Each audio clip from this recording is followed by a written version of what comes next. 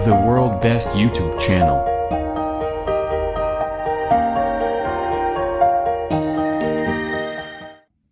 अस्सलामुअलैकुम वरहमतुल्लाहि वबरकातुह। आज हम एक्सरसाइज 4.1 का क्वेश्चन नंबर 5 करेंगे। बुक का पेज नंबर 186 है।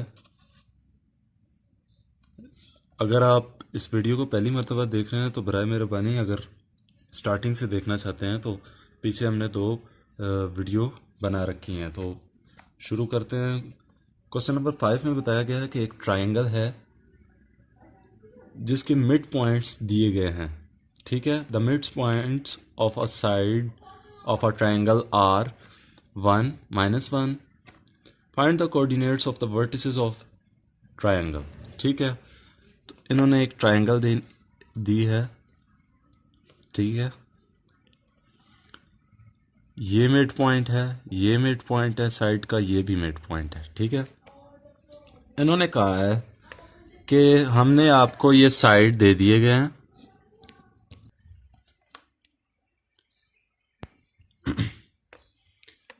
मिड पॉइंट्स आप किसी तरह भी लिख सकते हैं, लेकिन एक सीध में, जैसे पहला मिड पॉइंट इन्होंने ये दिया है। ठीक है, पहले ये लिखेंगे, दूसरा साइड का ये मिड पॉइंट, तीसरे साइड का ये मिड पॉइंट। तो मैं लिख लेता हूँ 1 - 1, 4 - 3 और -1 और 1। ठीक है, तो इन साइड्स को हम नाम दे देते हैं A, B, C। मालूम हमने क्या करना है, ये A और B, C। अच्छा, जो चीज़ मालूम करनी है, जो चीज़ हमें नहीं पता, उसको हम यहाँ पहले से सॉल्यूशन। ठीक है, लेट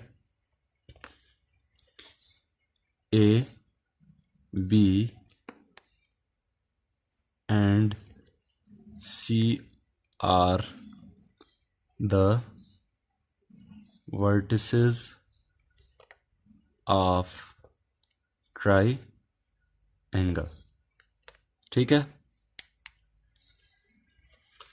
अच्छा, जो चीज़ हमें मालूम ना हो उसको हम लेट करते हैं, लेकिन फिर भी कोई कोऑर्डिनेट्स हैं इसको हम नाम रखते हैं x1, y1। ठीक है, कोऑर्डिनेट्स ही मालूम करने हैं। इन्होंने ये दे दिए हैं 3 कोऑर्डिनेट्स, ए बी का मिड पॉइंट, बी सी का मिड पॉइंट। उनका हम कोई नाम नहीं रखेंगे। वैसे तो डी ई एफ उसका बनता है, चले मैं लिख लेता हूँ x2, y2, क्योंकि पॉइंट है, नाम तो लिखना पड़ेगा। और x3, y3। ठीक है, A B C D E और ये एफ। ठीक है, आपने पेंसिल से बनानी है, बड़ी ड्राइंग बनानी है, फिगर बनानी है। ठीक है, उसके बाद हम स्टार्ट करते हैं। नीचे लिखते हैं as we know that, as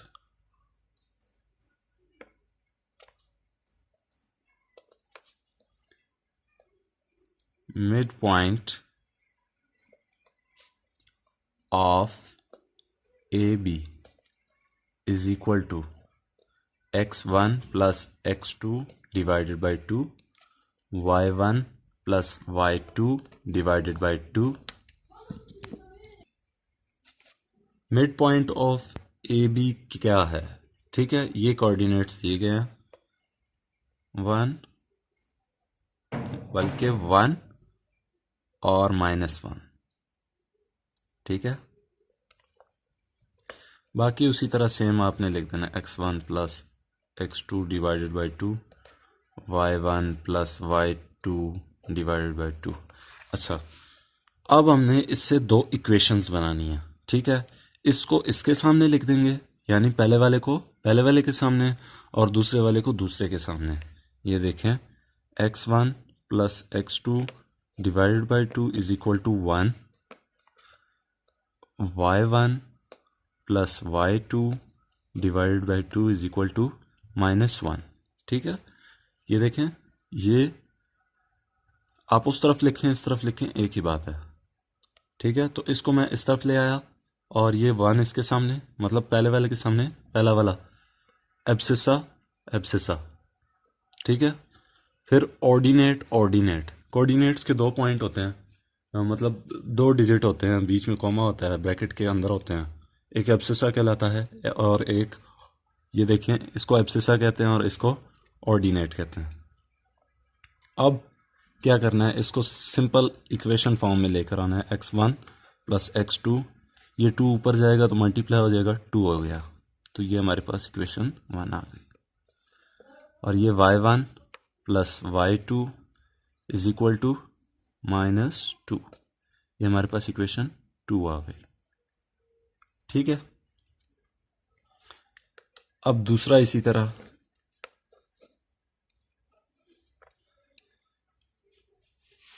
उस पर भी वी नो अगर लिखना है एज वी नो, सीधा सीधा मैं लिखूंगा मिड पॉइंट ऑफ, वो मैं थोड़ा सा डायरेक्ट करूंगा, यही प्रोसेस होगा। ठीक है, mid point of B C. ठीक है, mid point of B C. अब बी सी मालूम करना है, बी सी, बल्कि ये उसी तरह डायरेक्ट करेंगे तो आपको समझ नहीं आएगी। अच्छा, इसके लिए हमें कौन सी x2 x3, ठीक है, बी सी के लिए हमें x2 और x3 की ज़रूरत पड़ेगी। ये देखें, x2 लिख दें प्लस x3 लिख दें डिवाइडेड बाई 2, कॉमा, ये बी सी के पॉइंट्स हैं, और ये y2 plus y3 divide by 2। ठीक है, मिड पॉइंट क्या है वो आपको पता है, ये देखें -4 और -3, मैं अभी लिख लेता हूँ, -4 -3 is equal to x2 plus x3 divide by 2, y2 plus y3 divide by 2। ठीक है, अब इसके भी इसी तरह इसके फ्रंट में रखते हैं, x2 plus x3 divide by 2 is equal to -4, और y2 plus y3 divide by 2 is equal to -3। ठीक है, x2 plus x3 is equal to -8, ये हमारे पास इक्वेशन बन गई, थर्ड इक्वेशन, और y2 plus y3 is equal to -6, ये fourth equation बन गई। ठीक है, अगर इससे भी कोई आसान तरीका है तो मुझे बता दे किसी कमेंट में, मैं वो आपको करा दूंगा। अच्छा, अगर आपको कोई और सवाल ऐसा कराना हो या आपको नहीं समझ में आता तो आप काइंडली हमसे रब्ता करें कमेंट के थ्रू, तो इंशाल्लाह हम आपको कमेंट कर देंगे। अब mid point of C A या ए सी कर दें। ठीक है, mid point of A C is equal to, A C के लिए हम कौन सा लेंगे, x1 x3। ठीक है, x1 x3, y1 y3, x1 plus x3 y1 plus y3 divide by 2। अब -1 और 1, ठीक है, मिड पॉइंट इसका क्या है, -1 1। सवाल को आप 2-3 मरतबा करेंगे तब आपको समझ में आएगा। मिड पॉइंट से हमने वर्टिसेस मालूम करने हैं, वर्टिसेस के कोऑर्डिनेट्स को मालूम करना है। अच्छा, तो यहाँ हमारे पास x1 plus x3 divided by 2, y1 plus y3 divided by 2। ओहो, आज क्या हो गया, 2 भी नहीं लिखा जा रहा सही से। चलो मैं इसकी इक्वेशन आपको इधर ही बना दूं, बल्कि x1 plus x3 is equal to -2। ठीक है, 2 इसकी डिवाइड में था और यहाँ -1 था। ये देखें, ये मैंने थोड़ा सा डायरेक्ट स्टेप एक बीच में से खा गया, तो वो डायरेक्ट भी आप कर सकते हैं, कोई मसला ही नहीं है। तो ये तो एक छोटा सा स्टेप था, अगर बड़ा स्टेप हो उसको डायरेक्ट नहीं किया जा सकता, तो फिर वो एग्ज़ामिनर देखता है, कहता है यार इसने रट्टा लगाया। ठीक है, तो बड़ी क्लासेस में आके ये छोटा सा स्टेप है, ये डिवाइड में था तो ये डायरेक्ट यहाँ आके इक्वेशन बन गई ये पांचवी। ठीक है, और जो y1 प्लस y3 वाली है वो हमारे पास 2 हो जाएगा, हमारे पास 6 हो गया। अजानें शुरू हो गई हैं, थोड़ी देर बाद में आपसे यही सवाल कंटिन्यू करेंगे। अच्छा जी, हमारे पास इक्वेशंस तो बन गई। अब बाय सब्ट्रैक्टिंग, ठीक है, ऐसी कोई इक्वेशंस निकालें, कोई भी जो आपकी मर्जी की हो, जिनमें दो वेरिएबल्स एक जैसे हों। मतलब यहाँ भी x1 है और इक्वेशन नंबर 5 में भी x1 है। ठीक है, मैं एक बार फिर दिखा देता हूँ, ये देखें, यहाँ भी x1 है, इक्वेशन 5 में x1 है, यहाँ x2 है, फिर इसके साथ ये वाली ले लें। ठीक है, इसके साथ ये वाली इक्वेशन ले लें, अगर ये x2 मालूम करना चाहते हैं, x3 मालूम करना चाहते हैं, या x2 मालूम करना चाहते हैं, या ये वाली ले लें। ठीक है, कोई भी ले लें इक्वेशन। यहाँ मैं इक्वेशन एक ये लूँगा और एक ये ले लूँगा, तो इन दोनों से मुझे x1 की वैल्यू मालूम हो जाएगी। ठीक है, वो किस तरह, अभी मैं आपको करके दिखाता हूँ। इन दोनों से मुझे एक ऐसी वैल्यू मिलेगी यानी जिसमें ये दो चीज़ें हों। अगर ये दो करते हैं तो फिर ये दो चीज़ें वाली वैल्यू मिल जाएगी। ये दो करते हैं तो इनमें से x2 और x3 वाली x1 वाली वैल्यू मुझे मिल जाएगी, क्योंकि x3 इन दोनों में सेम है तो वो कट जाएगा आपस में। ठीक है, तो अभी मैं तो इक्वेशन 1 और इक्वेशन 3 लूँगा, उसी को आसानी से हल करेंगे। ठीक है, बाय सबट्रैक्टिंग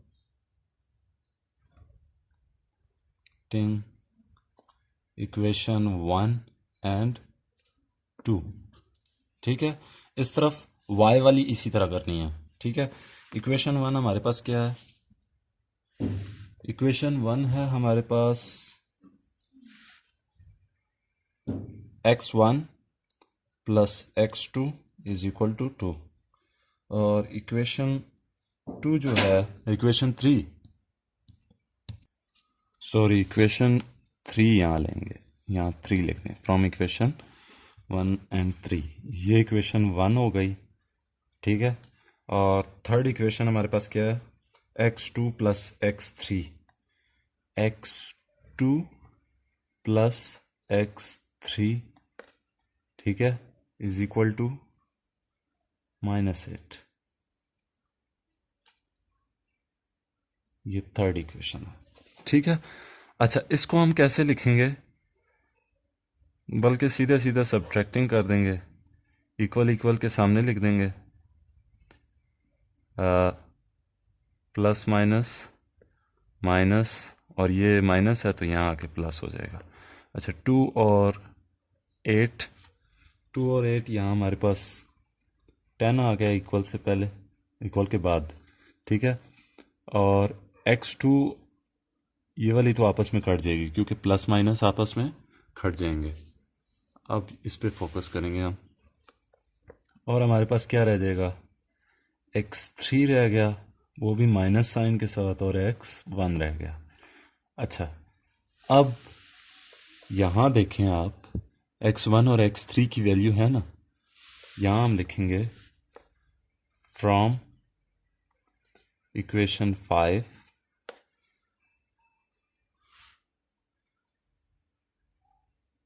x1 और plus x3 is equal to -2। ठीक है, ये ऑटोमेटिकली बाय एडिंग लिखते हैं या बाय सब्ट्रैक्टिंग लिखते हैं। ये देखें, सब्ट्रैक्टिंग ना लिखें क्योंकि सब्ट्रैक्ट करेंगे तो ये प्लस हो जाएंगे फिर से। तो यहाँ हमारे पास 2x आ गया क्योंकि ऐड हो रहे हैं दोनों, 2x ये आ गया और ये हमारे पास 8 आ गया। x1 की वैल्यू हमारे पास क्या आई, 2 यहाँ आके डिवाइड हो जाएगा, 8/2 हो जाएगा और वो क्या होगा आखिर में 4 होगा। पुट इन, अच्छा जिस इक्वेशन में x1 लिखा गया है उसमें आप पुट कर दें तो दूसरी की खुद आ जाएगी। पहले तो इक्वेशन 1 में पुट करते हैं। इक्वेशन 1 हमारे पास क्या है, x1 plus x2 is equal to 2। x1 4 है plus x2 is equal to 2। x is equal to 2 minus 4, x is equal to minus ये 2 है, ठीक है, x2 भूल गए तो ख़राब हो जाएगा काम, ठीक है। तो यहाँ हमारे पास -2 आ गया, x2 की वैल्यू भी आ चुकी है। इसको कहाँ पुट करें कि हमारे पास x3 की वैल्यू आए, इसको आप इक्वेशन 3 में पुट कर देते हैं। पुट इन इक्वेशन 3 में पुट करेंगे तो हमारे पास क्या आएगा, x2 प्लस x3, ये इक्वेशन 3 है, -8। x2 हमारे पास क्या है, -2 plus 3 -8, x is equal to -8 plus 2, x is equal to, यहाँ क्या आएगा -6। x3 की वैल्यू भी आ गई। चलें जी, अब इसके बाद अब y की बारी आती है। यहाँ आपने पेंसिल से लाइन लगा देनी है, ठीक है, बाय, अच्छा सब्ट्रैक्टिंग आप इस तरह भी लिख सकते हैं, सब्ट्रैक्टिंग इक्वेशन। इसके लिए हमें ये 2 इक्वेशन करनी होंगी या ये 2 करनी होंगी, तो मैं ये 2 करने वाला हूँ क्योंकि हमने पहले भी इन दोनों का किया था। 2 और 4, 2 and 4, ठीक हो गया। इक्वेशन 2 हमारे पास क्या है, y1 plus y2 is equal to क्या है जी, -2। इस साइड तो हमारे से थोड़ी सी गलती हो गई क्योंकि x3 के लिए जगह नहीं छोड़ी, लेकिन अब जगह छोड़ दी है। y2 ये इक्वेशन 2 है हमारे पास, 4 है, ये 2 है और ये 4 है, ठीक हो गया। y2 plus y3 is equal to -6। किसी को भी समझ ना आए तो काइंडली कमेंट कर दीजिएगा, हम इसका रिस्पांस आपको फेसबुक के पेज पे देंगे। अच्छा, अब सब्ट्रैक्टिंग करना है तो यहाँ भी प्लस था, सबके साइन चेंज हो जाएंगे, ठीक है, ये तो आपस में कैंसिल हो जाएंगे, प्लस माइनस ख़त्म। y1 उसी तरह नीचे आ जाएगा, -y3 आ गया और ये हमारे पास आ जाएगा, 6 में से 2 निकालें 4, तो बड़ी वैल्यू के साथ कौन सा साइन है, प्लस है, ठीक है, क्योंकि माइनस ख़त्म हो गया, हमने सबको सब्ट्रैक्ट करना था, साइन चेंज कर लिए, तो यहाँ हमारे पास 4 बच गया।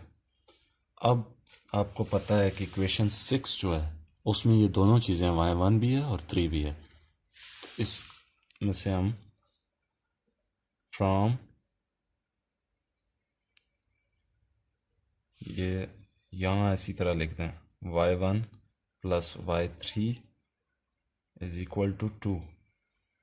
यहाँ आप इस तरह लिखते हैं इक्वेशन 6। अच्छा, ये 3 नुक्तों का ये मतलब है कि बिकॉज देयरफॉर इक्वेशन 6 ये है, ठीक है, या उसी तरह के कर लें फ्रॉम इक्वेशन 6। तो यहाँ आसानी से आप देख सकते हैं ये दोनों कट रहे हैं, यहाँ प्लस भी है इसके साथ, तो ये 2y1 हो गया और ये 6, y1 इज इक्वल टू 3, ये इसकी डिवाइड में आएगा, तो 6 डिवाइडेड बाई 2, तो y1 हमारे पास 3 आ गया। पुट इन इक्वेशन 2 में कर दें। 2 में जब पुट करेंगे इक्वेशन 2 हमारे पास क्या है, y1 plus y2 is equal to -2। ये हमारे पास इक्वेशन 2 है। ठीक है, इक्वेशन 2 में इसको पुट करते हैं 3 plus y2 is equal to -2, y2 is equal to -2 -3। ये 3 यहाँ प्लस था तो वहाँ चला गया, माइनस हो गया। y2 की वैल्यू हमारे पास क्या आई, आगे से मैं डायरेक्ट करूँगा, ये छोटे छोटे स्टेप आपको पता है आसानी से होते हैं। y2, एक सवाल पे हमारा इतना टाइम वेस्ट हो गया। ये -5 y2 put in equation y3 भी मालूम करना है ना, 6। इक्वेशन 6 में से पुट करेंगे, बल्कि इक्वेशन 4 में पुट करते हैं, 4 में पुट करते हैं इक्वेशन 4 में, क्योंकि 3 उसी में है। तो यहाँ -5 इक्वेशन 4 में जहाँ y2 है उसकी जगह -5 लिख दिया, प्लस y3 लिख दिया। ठीक है, -5। तो ये हमारे पास क्या हो गया, ऐसे कैसे हो सकता है? हाँ जी, ये गलती की है ना, ये देखें इक्वेशन 4 जो है वो -6 है। ठीक है, ये y2 plus y3 is equal to -6। y2 की वैल्यू तो हमने लिख दी, y3 भी लिख दिया, तो ये यहाँ -6 आता है। ठीक है, तो y3 यहाँ ही रह गया, इसको हम उस तरफ ले जाते हैं, तो -6 प्लस 5, y3 की वैल्यू हमारे पास क्या आई, -1। ठीक है, ये आपस में सब्ट्रैक्ट हो गए, और जो जिसके साथ मतलब बड़ी वैल्यू के साथ जो साइन है वो नीचे आ गया। By putting the values of x1, y1, x2, y2 and x3, y3, we get the, आगे जो सवाल में लिखा है वही आप लिखते हैं, we get the coordinates of the vertices। ये देखें बुक्स ही लिख रहा हूँ, coordinates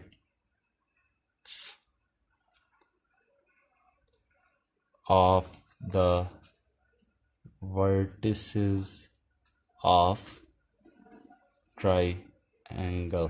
मैं और भी सवाल कराना चाहता था लेकिन यहाँ यही हो गया। अब वर्टिसेस ऑफ ट्रायंगल हमारे पास बना देंगे आप, ठीक है, पेंसिल से।